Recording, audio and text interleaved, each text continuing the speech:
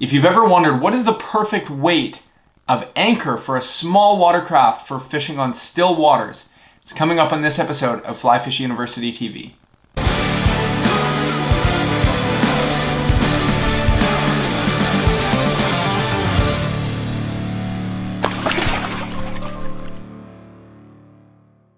Good morning, happy Friday, and if you're here, then it means that you are interested in increasing your fly fishing knowledge, and I think that that is awesome.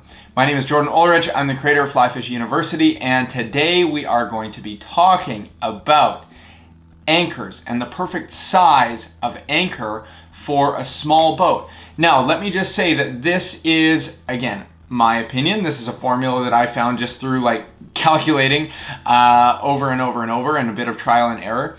This is not applicable for maybe kayaks, canoes, float tubes. This is also not applicable for rivers, for drift boats or jet boats in say moving water. When it comes to lake fishing, having your anchors dialed in is imperative, and when your anchors aren't, when the weight of your anchor is not synergistic, is not matched up perfectly to the length of your boat, things can be a total nightmare. Okay, I've seen people sit in the best spot on the lake or close to it. They'll sit on the best spot on the lake. There's bugs hatching all around them. They have all the potential to have great fishing. They've got the right flies. They've got the right leaders, but they're getting blown off of their anchor constantly because the wind might be up a little bit. Okay, so I will tell you for sure that that today's episode of Q&A Friday, one question that comes from Mike in Bellingham, Washington. He says, how do I know how to outfit my John boat with the right weight of anchors? I've received so much conflicting information. And Mike, that's just such a great question because, like I said, getting blown off your anchor all day is a great way to put a damper on what could otherwise be a spectacular day of fishing. Okay, so I'm going to keep this short and I'm going to keep this sweet. Like I said, this is applicable for small, John boats, V-hulls. This is not really applicable outside of small, personal watercrafts. I will tell you for sure that in the years that I guided from a 17-foot boat on lakes, okay, I can't remember a single time that we got blown off of anchor. Getting blown off of anchor just is brutal, right? Because you got to pull up, you got to reposition, okay? We're also going to talk about the perfect shape of anchors, okay? I'm going to get to that right after I share this formula with you. So the formula that I came up with after some time, some trial, some error, getting blown off anchor a lot. I have probably tried, I don't even want to disclose the amount of different types of anchors, weights of anchors that I've tried. But basically, if you took the length of your boat, okay, approximate, always err on the high side, the length of your boat times 1.25 is roughly going to give you the correct weight of pyramid anchor, which I'll talk about in a moment, for your boat. Okay, so a couple of my examples were a 10-foot boat would take roughly a 12.5 pound, call it a 12-pound anchor on either end, should be plenty to hold a 10-foot boat. A 12-foot boat, we'd be looking at 15s.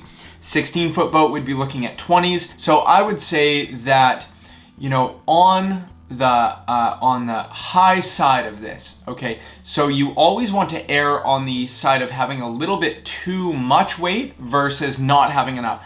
Not having enough is a huge problem.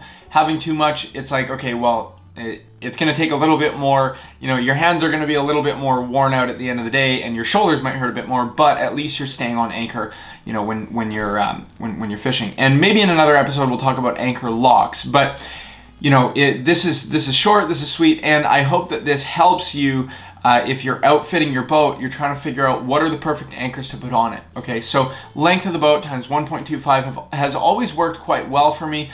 You could also err a little bit higher, like in the ballpark of 1.3, but somewhere in that ballpark is really, really nice. I've really never had an issue. Once a boat is properly outfitted with anchors, it's so nice. Doesn't matter if the wind howls, okay? But next thing is, aside from the weight of the anchor, is actually the shape of the anchor. The shape of the anchor is so important, okay? So I have tried mushroom, I've tried the claw, I've tried, not like mushroom, like magic mushroom, I mean like mushroom shaped anchors, okay? I mean, I've tried the claw anchor, I've tried the, pretty much every, the star shaped anchor, I've tried just about every anchor you could imagine. There is no anchor, in my opinion, that is better than an uncoated lead pyramid anchor, okay? Now, I know there's somebody out there listening right now going, what about lead poisoning? I'm not licking my anchors, I'm not rubbing my hands all over them, I'm actually never really touching them. But if that's an issue, then I would suggest, maybe have a pair of gloves when you move your anchor in and out of your boat. But yeah, I mean, really, you should be handling the rope, you're not really handling your anchor. But what I'll say for sure is that the weight is very important, but the shape is mission critical, okay? So these lead anchors, these lead pyramid anchors, the reason why I like them, lead is an extremely dense, very, very heavy material. So when they drop, okay, when you drop a lead anchor at speed, okay, it's going to bury itself into the mud. Now here's a little trick for when it's blowing wind, right? When it's blowing super heavy and you want to stay on anchor, is what you're going to do is you're actually going to scope out your anchor ropes. And what that means is feeding extra rope out of the anchor lock before you lock it down. And what that's going to do is that anchor, that pyramid anchor is going to fall straight down and it's actually going to turn on its side. And the cool thing is that when you get them scoped out properly and they're turned on their side, the harder it blows, the harder that anchor wedges into the bottom of the mud, into the bottom of the lake. Some bottoms are easier to anchor on than others, but I will say for sure that it's nice when you can sit in one spot for 6 hours, catch fish all day, and not have to pull your anchor up or reposition because you're getting blown off your spot. It's so annoying. I mean, it just makes, nobody loves fishing in wind, but it makes fishing in wind much more tolerable. So definitely, length of the boat times 1.25, teetering towards 1.3, and definitely uncoated lead pyramid anchors, and in a pinch when it's really windy, scope your anchor ropes out and let them turn and really, really bury into the mud. Again, this is not really applicable for kayaks, canoes. I don't own either of those, so I don't really know. I know in my belly boat I used to use like a 5-pound anchor, but belly boats, pontoons, I don't have a formula for those yet, mostly because I don't fish from them that much anymore. As soon as I found out I could sit the whole day and be dry the whole day, it was like, whoa, light bulb. So anyways, this is short, again, very digestible. I hope that because Stillwater season is upon us, that this is very applicable to you. And I just want to invite you, okay, there's only a couple days left to register for this. So Phil Rowley and I, we co-created something called the Stillwater Fly Fishing Academy. And we understand there's a lot of people getting into fishing, a lot of people getting into lake fishing, and they want to capitalize on the early part of the season, right? The ice-off window of the season. Okay, so we've put together a free 3-part mini course called Stillwater Ice-Off Tactics. You can go to stillwaterflyfishingacademy.com.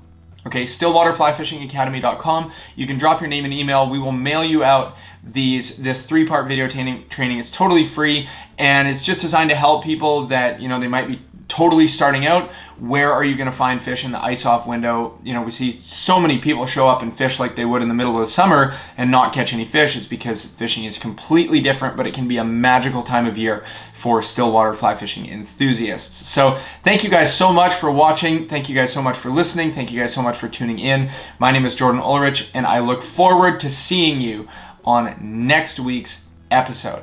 Have a great weekend, everybody.